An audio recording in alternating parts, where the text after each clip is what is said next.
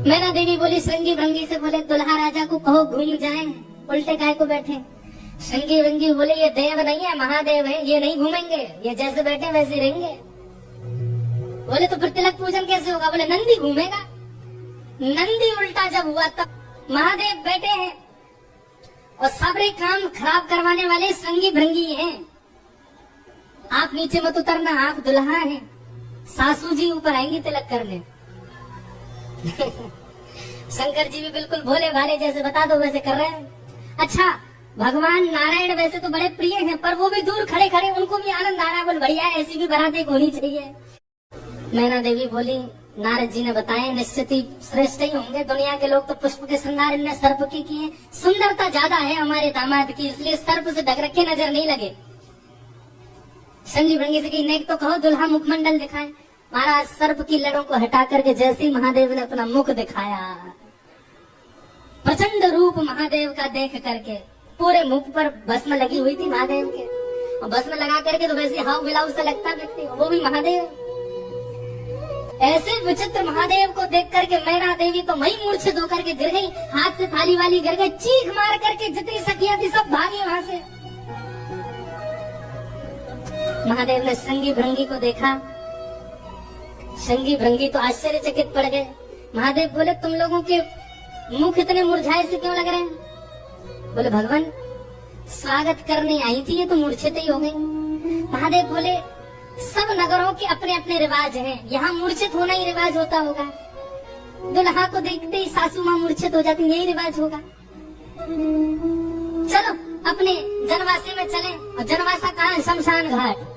जनवासा बनवाया था लेकिन वहाँ नहीं गए, जहाँ पर जा सारी बारात वहीं पर जाएगा दूल्हा। और सारी बारात कहाँ है? वो तो शमशान में जाकर के दूल्हा राजा बैठ गए। और बार बार श्रृंगी भृंगी से कहे कोई कमी तो नहीं? बोले नहीं, बहुत बढ़िया है, सब बिल्कुल बढ़िया है। भगवान नारायण बोले भैया अब हमको चलना चाहिए, महादेव से बात करनी चाहिए, ये तो भाई ऐसे तो काम बनेगा नहीं, ऐसे ब्याह कैसे होगा। नारायण भगवान गए और भगवान जाकर के शमशान में बैठे महादेव से जाकर के बोले यहाँ क्यों बैठे हो आप? बोले नगर में कोई है ही नहीं तो कहाँ जाएं, यहीं बैठेंगे। नगर तो पूरा खाली पड़ा है, कोई है ही नहीं। स्वागत करने के लिए एक माता जी जरूर आई थी, ये बता रहे थे वो हमारी सासू माँ, वो भी मूर्छित। बोले मूर्छित हो गई? शंकर जी बोले मूर्छित नहीं हुई, सत्यता हम बता रहे हैं आपको। तो क्या हुआ था? बोले हमने उनकी थाली की ओर देखा, थाली में वो जल का लोटा लेकर के खड़ी थी। जल का लोटा उन्होंने फेंक दिया। क्यों फेंक दिया? उन्होंने सोचा जब हमारे दुल्हा की जटा से ही गंगा निकल रही है तो इनको सामान्य लोटा क्या दिखाए हम, इसलिए उनका लोटा गिर गया। हमारे जटा पर जब उन्होंने सुंदर चंद्रमा को बैठे देखा तो उन्होंने कहा जिसका तिलक ही चंद्रमा है उसको हम रोटी चावल क्या लगाएं, इसलिए रोटी चावल छूट गए।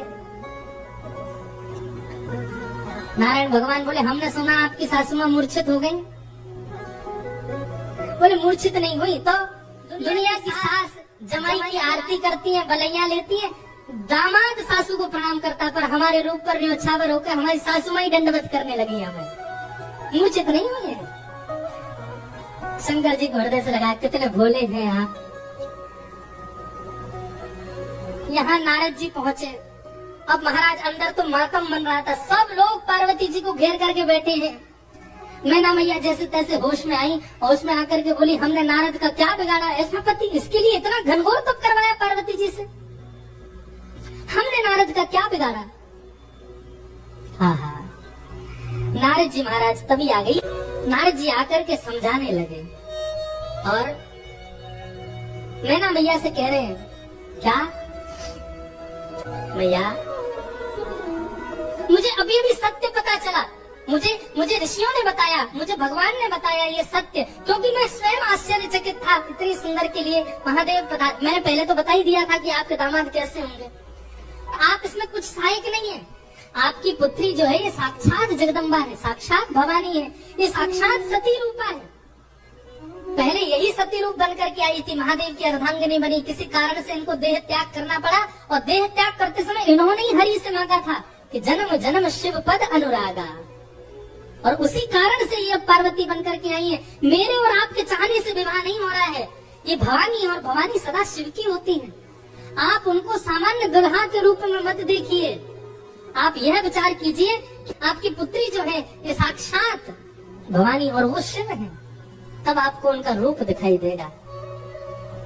पूरी कथा बताई और सब बात सुनकर के, नारद जी के सुंदर वचनों को सुनकर के हिमाचल और मैना देवी अब पार्वती जी के चरण वंदन करने लगे। हम तो पहचान ही नहीं पाए कि हमारे कुल में साक्षात भवानी प्रकट हुई हैं। जब दुल्हा के रूप में महादेव को देखा तो सब भयभीत होकर के भाग गए थे, लेकिन हम सब साक्षात महादेव के रूप में जब सब देखा तो सबके हृदय में हर्ष होने लगा, सबके मन में आनंद होने लगा, सब अपना सौभाग्य मानने लगे।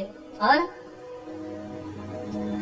तब और फिर से मंगल गाने शुरू हो गए। महाराज सारियां जैसे गारियां देती हूँ, गारियां सब प्रारंभ हो गई।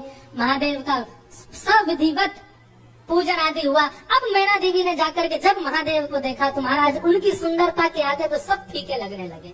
ऐसे सुंदर नेत्र, ऐसे सुंदर कान, ऐसे सुंदर नासिका, ऐसा सुंदर श्रृंगार, महादेव के रूप भाव को देख करके मैना देवी बलैया लेने लगी।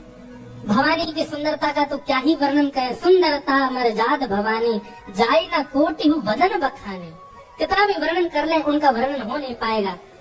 पाणी ग्रहण जब कीन महेशा, जैसे पाणी ग्रहण हुआ, हाथ में हाथ रखा पार्वती जी का, कन्यादान होकर के जैसे ही महादेव का विवाह संपन्न हुआ, सब देवी देवता आनंद में भर गए, नृत्य करने लगे, आनंद होने लगा, सुमन बरसने लगे, आकाश मार्ग में सब प्रसन्न होने लगे। बधाई